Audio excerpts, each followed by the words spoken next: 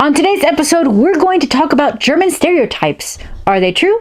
Are they false? Stay tuned to find out.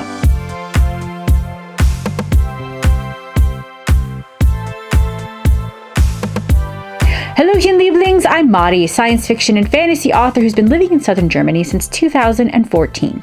Today, we're going to talk about stereotypes. German stereotypes. I am from the US, if you haven't figured it out already.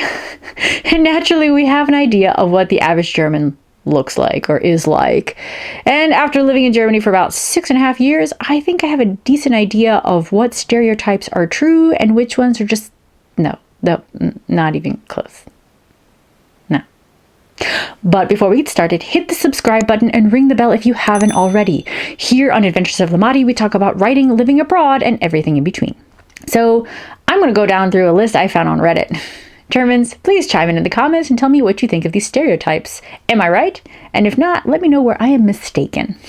I can only talk about my experiences here in Hohenlohe and Swabia. These are the regions where I have spent the majority of my 6+ years in Germany, but I am well aware that I cannot speak for all Germans, just the ones I've met.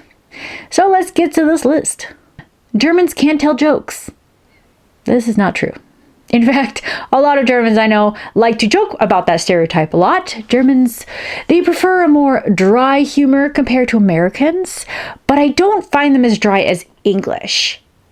And I grew up with English humor, like Monty Python, Are You Being Served, Doctor Who. So like I have a better way, I can quickly tell if a German is joking or not. I am the person that sometimes my jokes are so dry that there have been Germans that think I'm serious. And what's worse, that also as an American, I have what's considered dark humor, which in combination with dry humor is very, very dangerous. It's a very dangerous combination. Americans do like deprecating humor. So like the more we make fun of you, the more we like you, which can be really weird and disorienting if you're not used to it. Regardless, German comedy is a thing. And it's funny. A love of order. I'll never forget the first time I came to Germany in 2007, and I stayed with my aunt. Her kitchen was the epitome of order. Everything was organized with the same containers and the same perfect labels, and her home was so pristine. And I thought, yep, that stereotype is so true. And then I also stayed with another aunt who lived not too far away in Germany. And her house felt more like what I would expect from home. Back in the States, a Peruvian American household. There was still order, but not in the same perfect containers and labels and whatnot. So I assumed maybe that was just showing what culture prevailed in the household. Both households had Peruvian wives with German husbands. The more order meant more German, and the less meant more chaotic meant Peruvian. I don't know. But then fast forward to visiting my husband's family in Germany when I first came to visit, and I saw the kitchen filled with tchotchkes and normalness. what my considered normalness, literally what I would find back home. And so I realized, no, not everywhere in Germany is so pristine and orderly. And I feel that there's a lot of similarities between the States and Germany in that regard. And I know I'm talking about kitchens, but you can tell a lot by looking at someone's kitchen. It is the heart of a home, in my opinion. So in that kind of order, not so different. But when it comes to rules, yeah, Germans definitely follow them a lot better than Americans do. If you saw my rant video about the dog tax, I think it's a great way to compare. You see, when I lived in Chicago, it was expected to register your dog and pay $25 a year to have said dog registered. Sort of like a tax. Did everyone do it? Nope. Did you have to worry about your neighbor calling the cops on you because they suspect you didn't? Nope. But that's the US. We see a law like that, and if it doesn't make sense, we will fight it. It's not always a good thing, obviously, but on the other hand, paying a silly dog tax because you fear your neighbors will call the cops on you, in my opinion, is not much better. Germans are punctual and efficient. That's a loaded one. I don't think Germans are more punctual than Americans. But then again, I was also raised in Latin culture where the norm is a minimum of 30 minutes late. So my viewpoint is rather skewed. Also, my father was in the military, and being not on time was not an option. So I grew up having to be punctual. I also have a friend, a German friend, who has made us wait up to an hour and a half for him to arrive so we could eat. So, yeah, it's a toss-up. It's a toss-up, honestly, in punctuality. I think I don't see it much different from Indiana. But in terms of efficiency, I think it depends on where you look.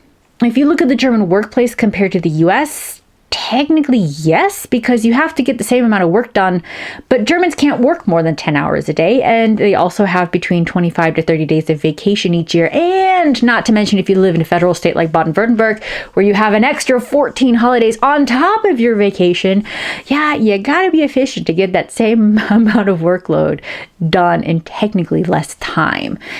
However, if you want to talk about bureaucracy, no, not efficient, not even a little bit. If you are thinking of moving to Germany, first of all, congrats, great decision. But if you think things are going to happen quickly, don't. Just accept the fact that things will get done when they get done. You will find life a lot less stressful. You will also find that most Germans find it equally annoying, so it is a great way to bond and make friends. I will admit that I have always found that people in the bureaucratic side of things have always been really helpful to me because they know how complicated it is and how slow moving everything is. So I don't know, it's helped take the sting away a little bit when I had to wait forever for, certain things to happen. A love of beer and sausages. I feel like this list is only partially correct. You're missing pretzels. Honestly, I think Germans love pretzels more than the sausages. What do you guys think? I mean, I like sausage.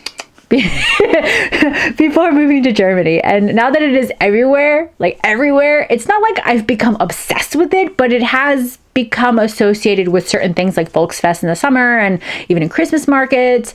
And so I don't necessarily think Germans love sausage in the same way they love pretzels, but because it's everywhere, so it's a piece of German consciousness. I don't know. On the other hand, I think my husband could live the rest of his life off of beer and pretzels and be perfectly content. Hating Brits/Americans. This is extreme and obviously not true. Most Germans are more curious than anything. I mean, why else are you following my channel, right? There are some, naturally. I've had plenty in my comment sections of my videos calling me stupid Americans, so I know you're out there. But I also know that that's a small number.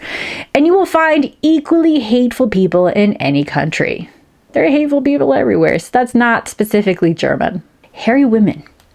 Yeah, I remember hearing this joke, being joked about a lot as a kid. Like, the German women and even Russian women were hairy and manly looking. Honestly, I find that mean. Granted, compared to Latin women, I do notice that German women prefer more natural looks and less makeup.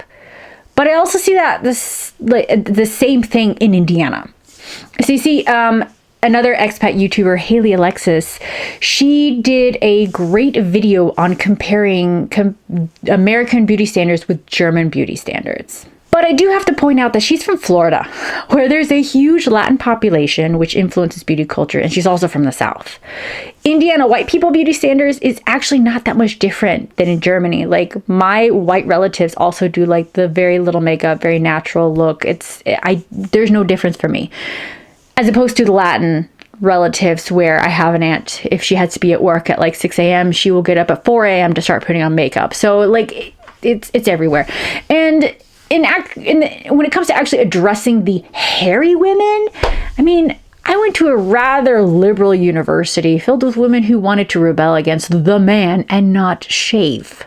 And I know that there are some women in Germany that do that as well. Like, again, I don't think that's a German thing. I think that's more of a going against the man thing. And that you can find anywhere in the world. David Hasselhoff. Germans apparently are obsessed with David Hasselhoff. So when I first started studying Germany back in the 1600s in university, I specifically remember when we got to the section about learning the body parts, the photo in my German textbook was a photo of David Hasselhoff. And my first thought was, wow, okay, I guess this stereotype is true, right? No, it's It's not. I mean, granted, my husband loves making Knight Rider jokes whenever he can, and I swear to God, it's like hoping I make a Knight Rider reference in my writing, or at least like put it in one of my titles or something. Oh, he's bless his heart. Bless his heart.